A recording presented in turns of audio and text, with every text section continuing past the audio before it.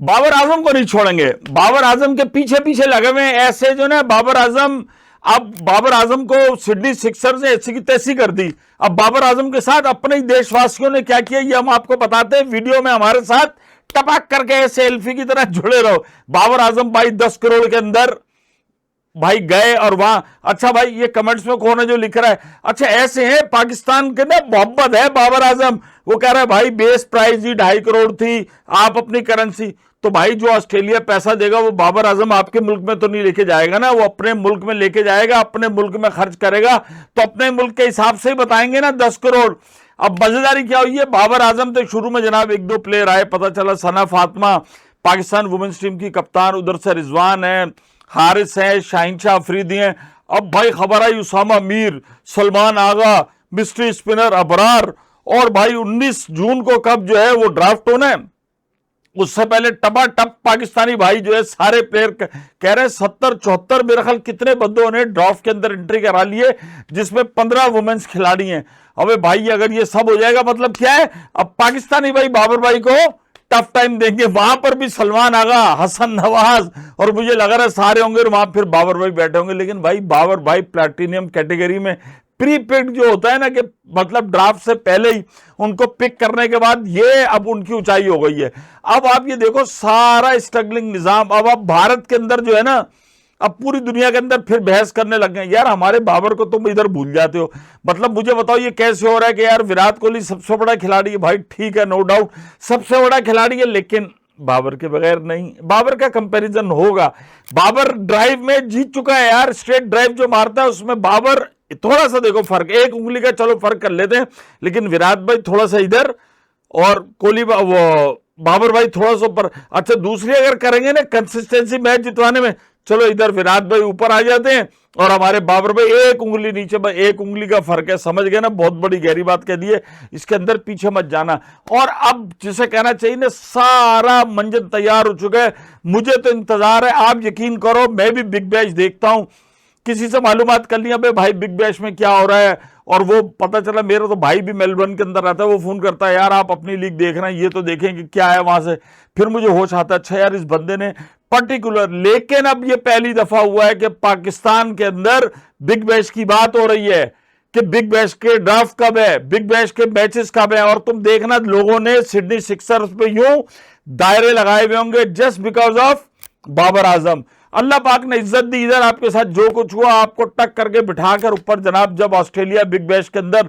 और फिर बात ये होती है कि एक खिलाड़ी आता है ना, एक स्टूडेंट क्लास में आता है चुप करके पीछे बैक बेंचर पे बैठ जाता है, पढ़ता है, पीरियड खत्म होते हैं घर चला जाता है, लेकिन एक आता है वो धड़ल्ले से आगे बैठता है, टीचर भी कहती है हाँ भाई ये आ गया फलाना ये। तो बाबर आजम ने जो एंट्री दी है ना बिग बैश में वो इसी तरीके से दी है।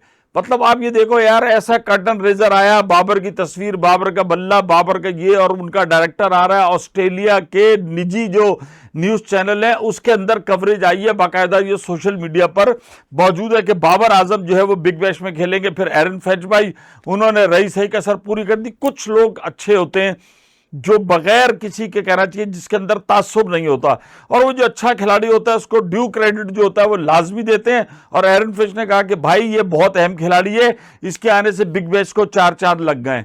लेकिन बात यह कि देखो यार फिर बाबर ने भी कमी नहीं की, बाबर ने कहा कि हेजल जोश और वो क्या नाम है जोश हेजलवुड है वो और मिचेल जॉन, और इसके साथ सारा मैं जो हूं ना वो ड्रेसिंग रूम शेयर करूंगा। ये पाकिस्तानी बाबर आजम के लिए भी बड़ी एजाज की बात है कि जब वो बिग बैश खेलेगा जाकर और ऑस्ट्रेलिया के बड़े नामवर खिलाड़ी हैं उनके अपोनेंट खेलेगा, एक उससे मैं समझता हूँ ये बहुत ज्यादा होगी। चूंकि यार देखो उनकी अपनी जो क्रिकेट है ना, उनकी अभी बॉलिंग का प्यार बहुत आला है। एक तवील अरसे तक हम आप कहते थे कि यार हारिस रऊफ वगैरह जो है ये बिग बैश के सिर्फ बॉलर हैं, ये पाकिस्तान में नहीं चल सकते, उधर जाते हैं। और आप देखो उनके यहाँ भी भाई क्राउड ऑस्ट्रेलिया के अंदर ऐसा होता है जैम पैक होता है। हमारे यहाँ तो ये कराची के अंदर कुछ मसला हो गया, लेकिन अगर हम देखें पीएसएल के अंदर भी क्राउड ऐसा टापोटाप होता है।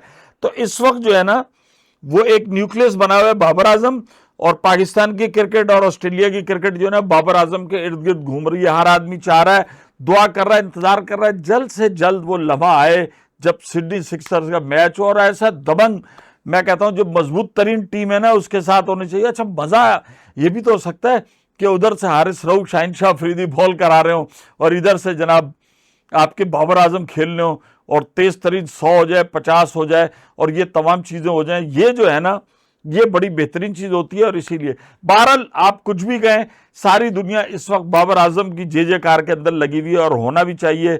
पाकिस्तान के अंदर तो जो कुछ भी है कि T20 में पता नहीं उनका कितना कैरियर रह गया, क्या बाबर आजम अब वापस T20 कैरियर पाकिस्तान से दोबारा T20 मैचेस में जलवागर नजर आएंगे या नहीं आएंगे। माइक हैसन और कुछ इस किस्म की खबरें हैं कि उनको पैगाम दे दिया गया कि यार आप वनडे खेलेंगे और टेस्ट खेलेंगे, लेकिन इसके बावजूद भी ये कि जिसे कहना चाहिए ना, लगन खत्म नहीं होनी चाहिए। मैं बार बार कह रहा हूं कि अगर बिग बैश के अंदर बाबर आजम कोई ऐसा कारनामा, कोई इस किस्म की इनिंग्स, कोई इस किस्म के फैसले, कोई इस किस्म की चीजें कर जाता है कि फिर आपको हो सकता है बाबर आजम, वो कहते हैं ना, तेरे जाने के बाद तेरी याद आई, तो दरवाजा कोई भी किसी के लिए बंद नहीं कर सकता।